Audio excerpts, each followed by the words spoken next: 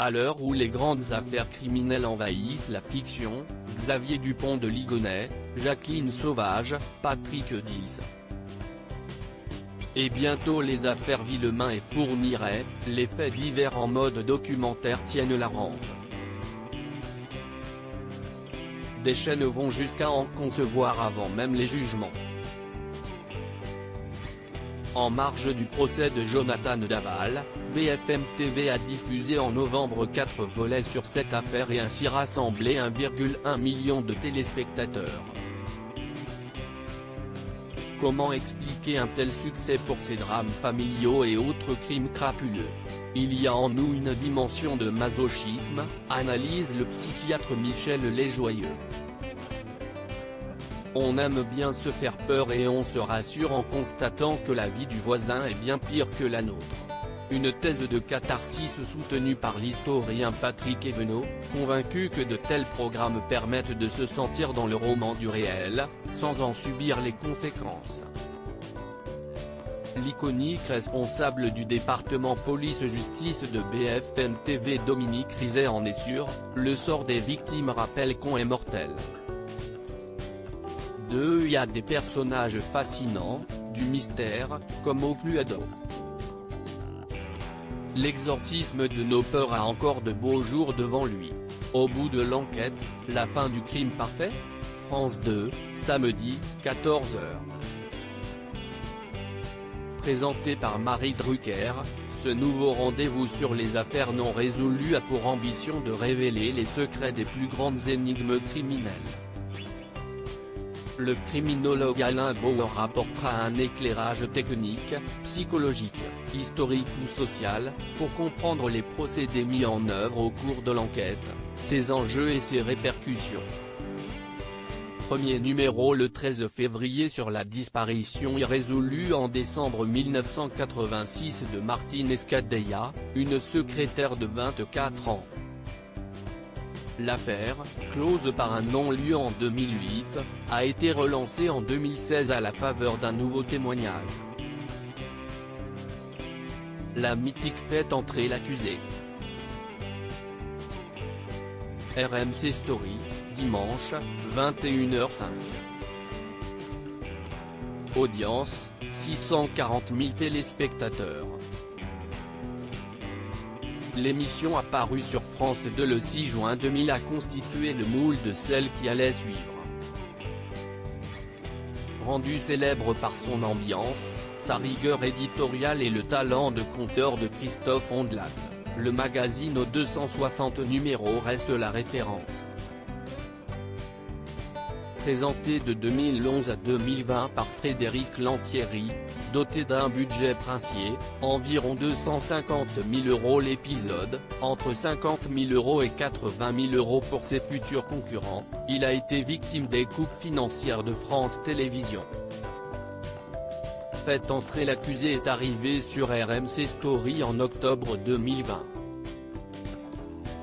Rachid Embarki et Dominique Rizet assurent la présentation et la pérennité de la formule, mais sans atteindre les scores d'antan, plus de 3 millions de fidèles début 2000.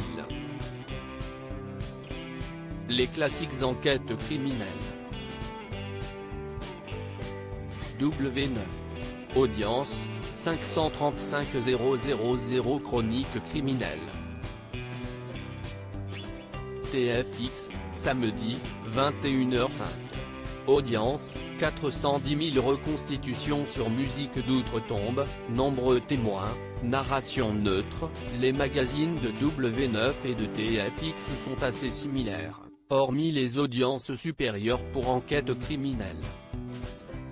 Nathalie Renou lance les sujets puis donne la parole aux experts, avocats, psychologues. Efficace et complet. Sa petite sœur, chronique criminelle, présentée par Julie Deneyer avec la voix de Jacques Pradel, propose deux faits divers, un français, l'autre américain. Les reconstitutions frisent parfois la maladresse à force d'effets sonores et visuels. La recyclée affaire criminelle.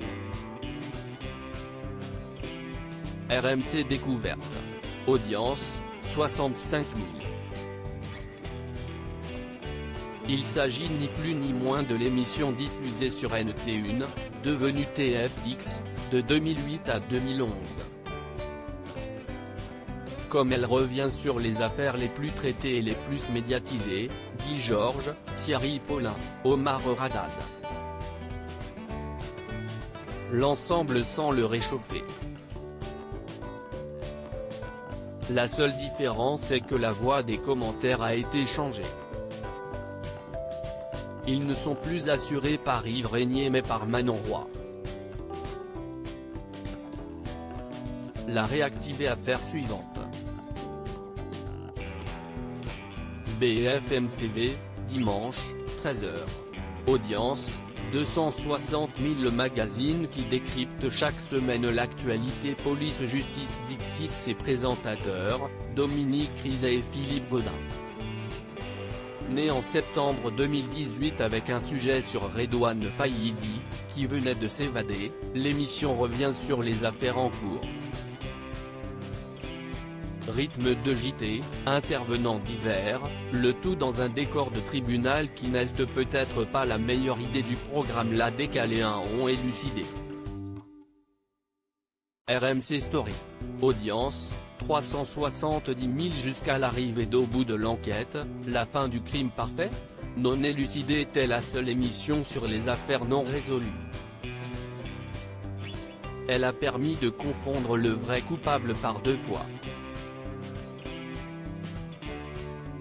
Sans fioriture et avec l'expertise de Jean-Marc Bloch, ancien commissaire au SRPJ de Versailles, et Negara Herry, avocate, ce magazine produit et présenté par Arnaud Poivre d'Arvor est une référence. L'Anglo-Saxonne Naples. Chérie 25, mardi, 21h. Audience, 150 000 présenté par Evelyne Thomas. Snapped est le seul prime de faits divers dédié aux États-Unis. À l'image des programmes d'outre-Atlantique, CIST concis, riche en témoins, en archives qui font froid dans le dos, scènes de crime, vidéos des auditions de suspects, chose interdite en France. Point addictif comme une bonne vieille série US. Les accrocheux escrimes et faits divers, la quotidienne. Énergie 12, Lun. Auvergne, 12h15 et 19h35. Audience, 217 000 crime. Énergie 12, lundi, 21h05. Audience, 465 000 héritage. Énergie 12, jeudi, 17h35. Audience, 480 000 avec plus d'1 million de fidèles cumulés. Jean-Marc Morandini s'est fait une belle place au soleil du fait divers télé. Ses émissions portent sa griffe, esprit mordant, goût pour le pathos avec l'émotion d'invités en plateau. Si ces rendez-vous du lundi soir n'ont rien révolutionné, celui du jeudi sur les guerres d'héritage est une belle astuce pour mêler faits divers et people.